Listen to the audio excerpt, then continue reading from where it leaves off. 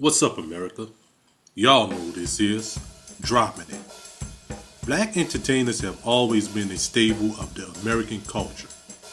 Ever since the days of jazz, when we had such influences as Louis Armstrong, Duke Ellington, Sarah Vaughan, Billie Holiday, Dizzy Gillespie, and Count Basie, just to name a few. Everyone around the world, and not just the black community, looked at black entertainers as a huge source of admiration. Even in the United States, where racial inequality plagued them, many people, both black and even some whites, loved and respected them. People like Marian Anderson, Dorothy Dandridge, Josephine Baker, Nat King Cole, James Baskett, Sidney Poitier, and Ella Fitzgerald were admired and respected in our communities because of their dazzling talents.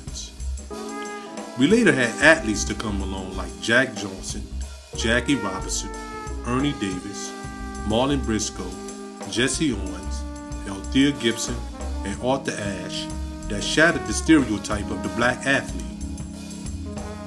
Black-owned and operated record labels like Black Swan and CB Records set the tone for others such as Motown, VJ, and Philadelphia International. The late 80s brought forth the conscious rap era, bringing us artists like Public Enemy, X-Clan, Brand Nubians, and the Poor Righteous Teachers. Many black entertainers paved the way for entertainers, athletes, and music moguls to come thereafter.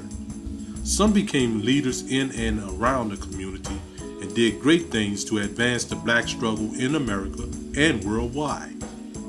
However, an entertainer or athlete shouldn't be looked upon as a leader. I know it may shock some people to hear me say that. However, the real leaders in our community often were our teachers, community organizers, people who lived in our community, political figures, and parents. We often get angry with Nicki Minaj or Lil Wayne for not contributing to the community, not realizing that these are business people and can care less about the needs of our community.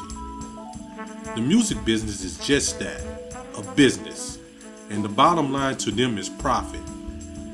These artists and athletes are only looking for the next big contract. In the 80s, Charles Barkley made a bold statement by saying, "I am not a role model."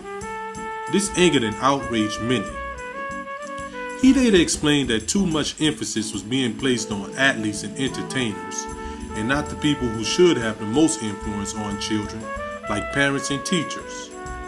We complain often about how entertainers aren't doing enough in the community and bypass the councilmen, mayors, senators, governors, and congressmen that we elected to take care of our needs.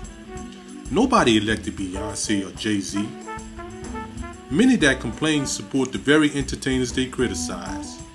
Ask them if they have a Lil Wayne, 50 Cent, or Jay-Z album, bought tickets to their shows, or dance to their music when it's played.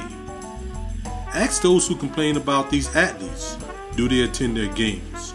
Or have they purchased any Michael Jordan, LeBron James, or Kobe Bryant sneakers or apparel? The problem is, we have anointed these people leaders based on their musical or athletic talents and not on their merits. Yet we allow elected officials off the hook.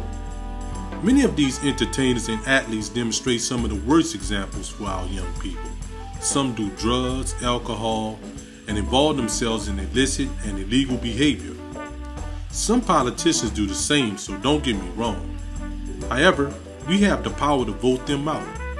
The same way we have the power not to purchase the records or attend the shows of these entertainers. We fail to use this power and look to shift blame often to the wrong people. So in conclusion, I ask, who are the real leaders in the black community?